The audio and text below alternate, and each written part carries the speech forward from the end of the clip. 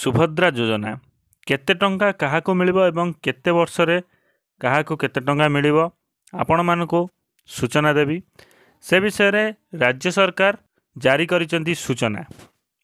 କ'ଣ ଅଛି ଅପଡେଟ୍ ଜାଣିବା। ଭିଡ଼ିଓଟି ସମ୍ପୂର୍ଣ୍ଣ ଦେଖନ୍ତୁ। ତା ପୂର୍ବରୁ ଯଦି ଚ୍ୟାନେଲକୁ ସବସ୍କ୍ରାଇବ୍ କରିନାହାନ୍ତି ସବସ୍କ୍ରାଇବ୍ ମଧ୍ୟ କରିନିଅନ୍ତୁ। ସରକାରଙ୍କର ବହୁ ପ୍ରତୀକ୍ଷିତ ଯୋଜନା ସୁଭଦ୍ରା ଯୋଜନାର SOP ଜାରି କରାଯାଇଛି। ବିଧାନସଭାରେ ଏନେଇ ମୁଖ୍ୟମନ୍ତ୍ରୀ ମୋହନ ଚରଣ ମାଝୀ ଘୋଷଣା କରିଛନ୍ତି। ଗୃହରେ ସୁଭଦ୍ରା ଯୋଜନା SOP ମୁଖ୍ୟମନ୍ତ୍ରୀ ଘୋଷଣା କରିଛନ୍ତି। 21ରୁ ଅଧିକ ଏବଂ 60ରୁ କମ୍ ବୟସର ମହିଳାମାନେ ଏହି ଟଙ୍କା ପାଇବେ। DBT ମାଧ୍ୟମରେ ମହିଳାଙ୍କ ଆକାଉଣ୍ଟକୁ ଯିବ ଟଙ୍କା।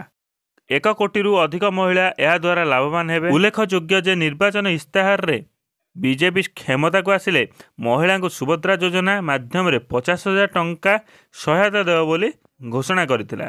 ବର୍ତ୍ତମାନ ଏହି ଯୋଜନାର SOP ଜାରି ହେବା ଫଳରେ ସୁଭଦ୍ରା ଯୋଜନା ପାଇଁ ରାଜ୍ୟ ସରକାର ମୋଟ 55,000 କୋଟି ଟଙ୍କା ବ୍ୟୟବରାଦ କରିଛନ୍ତି। ଏହି ଯୋଜନାରେ ରାଜ୍ୟର 1 କୋଟି ମହିଳା ଲାଭ ପାଇବେ। ପ୍ରତିବର୍ଷ ରାକ୍ଷୀ ପୂର୍ଣ୍ଣିମା ଏବଂ ଆନ୍ତର୍ଜାତିକ ମହିଳା ଦିବସରେ ମହିଳାମାନଙ୍କୁ ଦିଆଯିବ ଟଙ୍କା। ବର୍ଷକୁ 2 ଥର ଟଙ୍କା ପାଇବେ। ବର୍ଷକୁ 10,000 ଟଙ୍କା ଏବଂ 2 ଥର 5,000 ଟଙ୍କା ଲେଖାଏଁ ମିଳିବ। ଅଙ୍ଗନବାଡ଼ି କେନ୍ଦ୍ର ଏବଂ ବ୍ଲକ କାର୍ଯ୍ୟାଳୟ ଜନସେବା କେନ୍ଦ୍ରରେ ଆବେଦନ କରିପାରିବେ ହିତାଧିକାରୀ। ଏଥିସହିତ ରାଜ୍ୟରେ ଡିଜିଟାଲ କାରବାରକୁ ପ୍ରୋତ୍ସାହନ କରିବା ପାଇଁ ଅତିରିକ୍ତ ସହାୟତା ପ୍ରଦାନ ମଧ୍ୟ କରାଯିବ।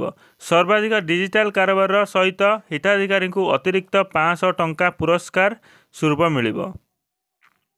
ପ୍ରତି ପଞ୍ଚାୟତରେ 100 ଜଣ ହିତାଧିକାରୀଙ୍କୁ ଏହି ଅତିରିକ୍ତ 500 ଟଙ୍କା ଦିଆଯିବ ବୋଲି କୁହାଯାଇଛି।